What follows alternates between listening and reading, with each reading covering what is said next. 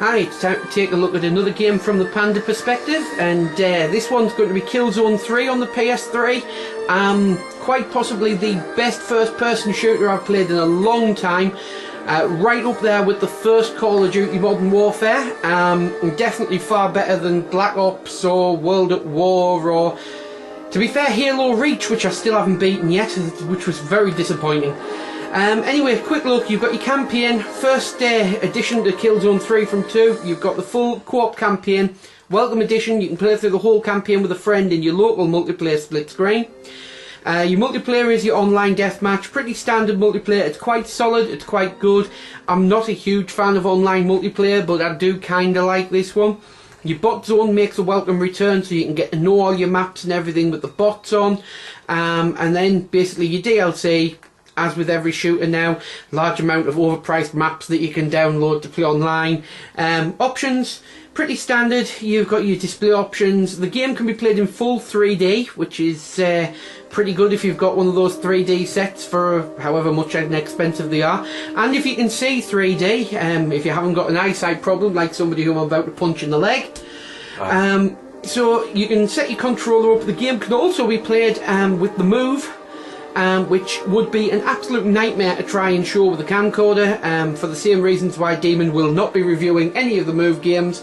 However, I can tell you it's pretty good from what I've tried of it, and apparently with the stupidly expensive plastic contraption it's excellent. Anyway, let's skip into the gameplay. Okay, one of the first things that I noticed about this game is it's absolutely visually stunning. It's I'm not really what I would classify as a graphics fanboy, but this game looks superb. It pushes the PS3. It's not uber bright and colourful like probably a God of War would be, or like a MotorStorm might be, but it does the job, and it does a very good job at that. The game, standard fantasy first-person shooter.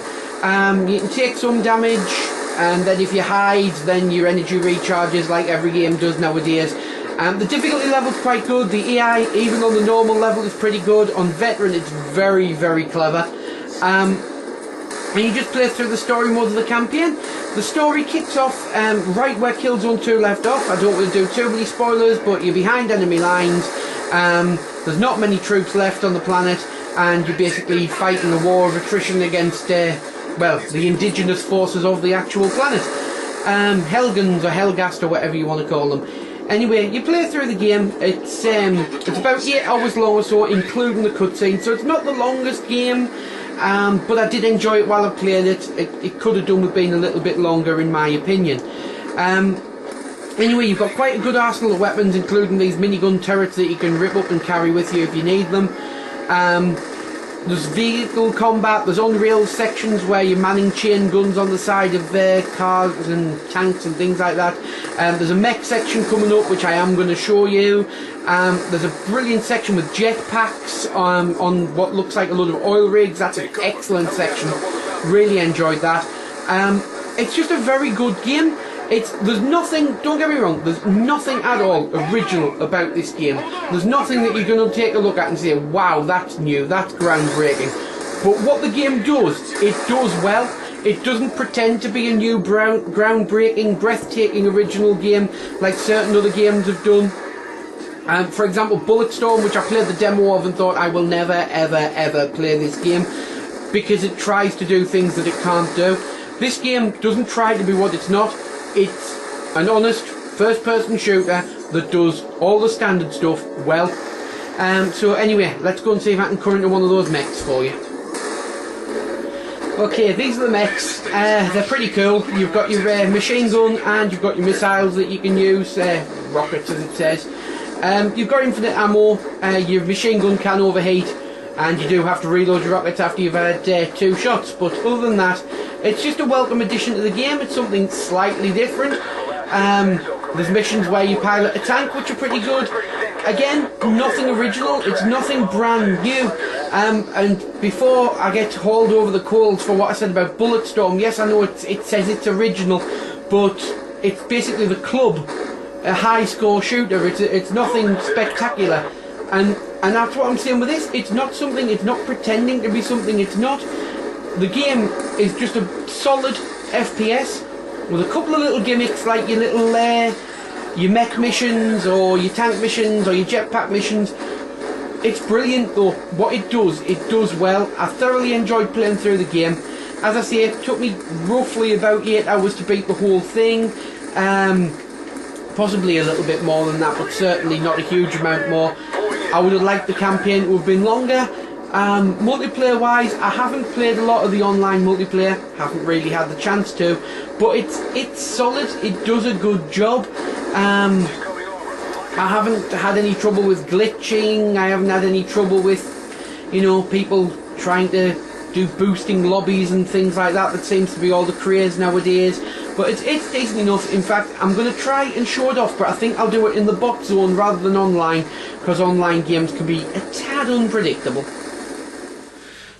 Right, so the online or the bot zone as I'm in at the moment, there's different types of classes that you can be. You can be your infiltrator, your field medic, your engineer, your marksman like a sniper, your tactician.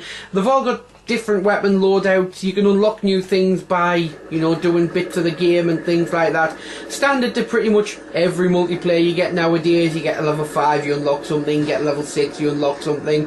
You get so many kills with this weapon, you can get a better version of the weapon, that sort of thing. But as I say, it's not professing to be something different. It's just good at what it does. Online, as I say, I haven't had any problems with lag or anything like that. It's just a reasonably good game that you can play and you can have fun with. Medic! Sorry, I was just screaming and you'd stop talking. But again, it's got all the standard things like your team deathmatch, capture the flag, and like domination type things, search and destroy, planting bombs, that sort of thing. That's all there, as you would expect. I quite like the assassination missions that you can do, where one person's designated a target and you've got to go around and take them out. I quite like that, even if I'm not very good at the game. But all in all, it's a solid game. It's well worth picking up. There's no online pass rubbish and things like that, so if you do find a copy of the game pre-owned for cheap, get yourself away. As everybody's fully aware, the pre-owned market pretty much funds the purchase of new games.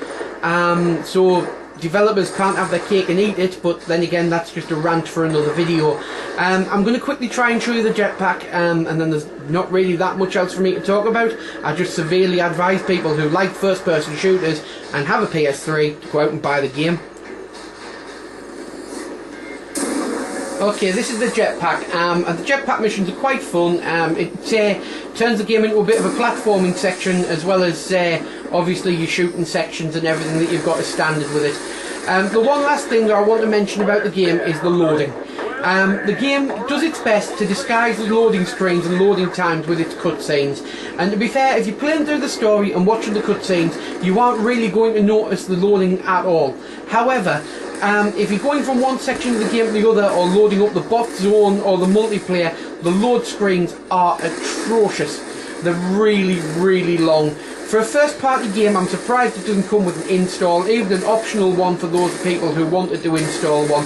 As I say, throughout the campaign you aren't going to notice a great deal of it, but when you're looking through for the bot zone or for load the multiplayer sections and things like that, then I find the multiplayer to be, the loading screens to be quite long and, well, boring as loading screens are. One last thing about the move to mention, because obviously I can't show it off. The one thing that you're going to require is a lot of space to play the game effectively with the move. Something that I don't have, and as I say, it will be a nightmare to show it off. If you've got a lot of space, it controls a lot like Call of Duty Reflex on the Wii, which Demon's reviewed if you want to take a look at that. Controls pretty much in the same way as that, if you want to get some form of idea of how it works. Other than that, that's my lot. I'm babbling now for no apparent reason, so I'll end it there.